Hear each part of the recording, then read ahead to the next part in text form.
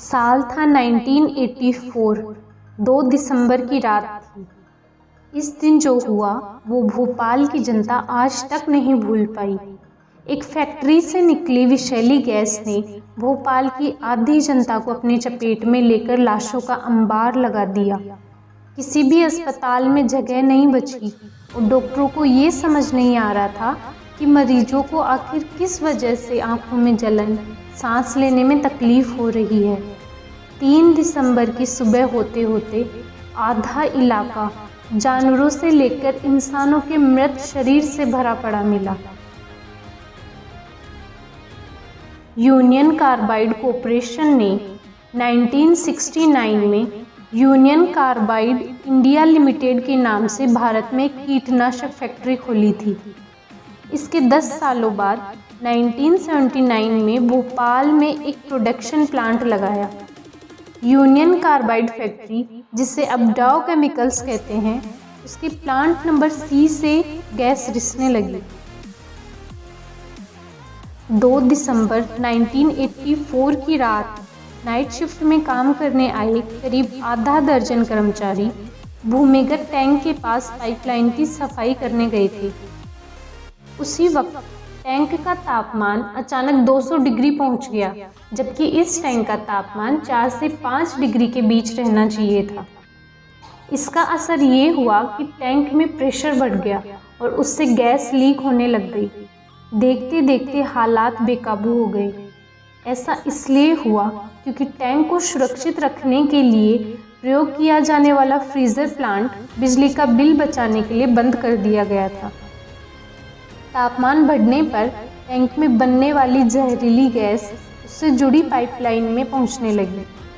Pipeline का valve सही से बंद नहीं था तो उससे जहरीली गैस का रिसाव शुरू हो गया। प्लांट ठंडा करने के लिए मिथाइल आइसोसाइनाइड को पानी के साथ मिलाया जाता था। उस रात इसके कॉम्बिनेशन में भी गड़बड़ी हो गई। फिर वो हुआ जो भोपाल शहर का काला इतिहास बन गया। जब इसका पता लगाया गया तो पता चला कि प्लांट काफ़ी घटिया स्थिति में था। प्लांट के ऊपर एक खास टैंक था जिसका नाम E610 था, जिसमें MIC यानी मिथाइल आइसोसाइनाइड 42 टन थी,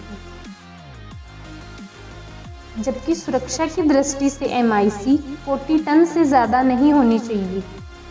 टैंक की सुरक्षा का कोई इंतज़ाम नहीं किया गया था। एक साइड पाइप से टैंक में पानी घुस गया। पानी एंटर होने के कारण टैंक के अंदर रिएक्शन होने लगा जो धीरे धीरे काबू से बाहर हो गया। इसके लिए पाइपलाइन भी जिम्मेदार थी क्योंकि उसमें जंग लगी हुई थी। जंग लगे आयरन के अंदर पहुंचने से टैंक का तापमान बढ़कर 200 डिग्री सेल्सियस हो गया, जबकि तापमान होना चाहिए था 4 से 5 डिग्री के अप्रोक्स। इससे टैंक के अंदर दबाव बढ़ता गया और टैंक पर इमरजेंसी प्रेशर पड़ा और देखते ही देखते 50 से 60 मिनट के अंदर 40 मीट्रिक टन MIC का रिसाव हो गया। टैंक से भारी मात्रा में जहरीली गैस बादल की तरह पूरे इलाके में फैल गई। गैस के उस बादल में नाइट्रोजन के oxide, carbon dioxide, hydrogen chloride, carbon monoxide, hydrogen cyanide और फॉस्जीन गैस थी। जहरीले बादल के चपेट में भोपाल का पूरा दक्षिण पूर्वी इलाका आ गया। जैसे ही लोग गैस के कांटेक्ट में आए, लोगों को घुटन, आंखों में जलन, वोमिट होना, सांस लेने में दिक्कत, ये सारी समस्याएं होने लगी। इसका असर कम लंबाई वाले आदमियों और बच्चों पर सबसे ज़्यादा हुआ। लोगों ने भागकर जान बचानी चाहिए, लेकिन तब तक गैस बड़ी मात्रा में उनके शरीर में प्रवेश कर चुकी थी। ऐसा कोई भी अस्पताल नहीं बचा था जहाँ पे मरीज ना हो। डॉक्टरों के लिए समझना बहुत मुश्किल हो गया था कि आखिर हो क्या रहा है। 3 दिसंबर की सुबह होते होते भोपाल पूरी तरह से क्षतिग्रस्त हो गया था। जानवरों से लेकर इंसानों तक के मृत शरीर पड़े हुए थे। वहाँ कोई भी जीवित नहीं रह गया। जिन लोगों ने कवर किया वो जीवित तो बच गए, लेकिन विकलांग हो गए। भोपाल की आधी से ज़्यादा आबादी इस गैस की चपेट में थी। लोगों को सामूहिक रूप से दफनाया गया और अंतिम संस्कार किया गया। कुछ ही दिन के अंदर जानवरों को हजारों शव में विसर्जित करना पड़ा। आसपास के इलाकों के पेड़ बंजर हो गए। 2006 में सरकार ने कोर्ट में जो आंकड़े पेश किए उसके अकॉर्डिंग जख्मी हुए लोगों की संख्या लाखों में थी, जिनमें से कुछ हजारों में लोग स्थायी रूप से विकलांग हो गए। इस ट्रेजेडी का जो मुख्य आरोपी था फैक्ट्री का संचालक वॉरेन एंडरसन। घटना के तुरंत बाद वह भारत छोड़कर अमेरिका भाग गया।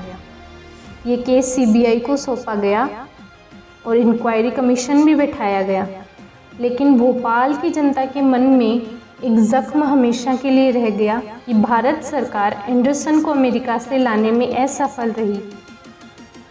हालांकि एंडरसन की मौत 2014 में हुई। इस हादसे पर 2014 में फिल्म बनी Bhopal a prayer of rain. समस्या दुर्घटना के समय तक ही सीमित नहीं थी, बल्कि अब तक इसका असर पड़ रहा है। पैदा होने वाले बच्चों में गंभीर समस्याएं देखने को मिल रही हैं। पशु पक्षी, पेड़ और जमीन अभी तक इसका खामियाजा चुकाते आ रहे हैं। आज 36 साल बाद भी उस विषैली गैस का असर बना हुआ है। भोपाल गैस ट्रेजेडी के बाद भारत सरकार की आंखें खुली और कुछ एक्ट बनाए।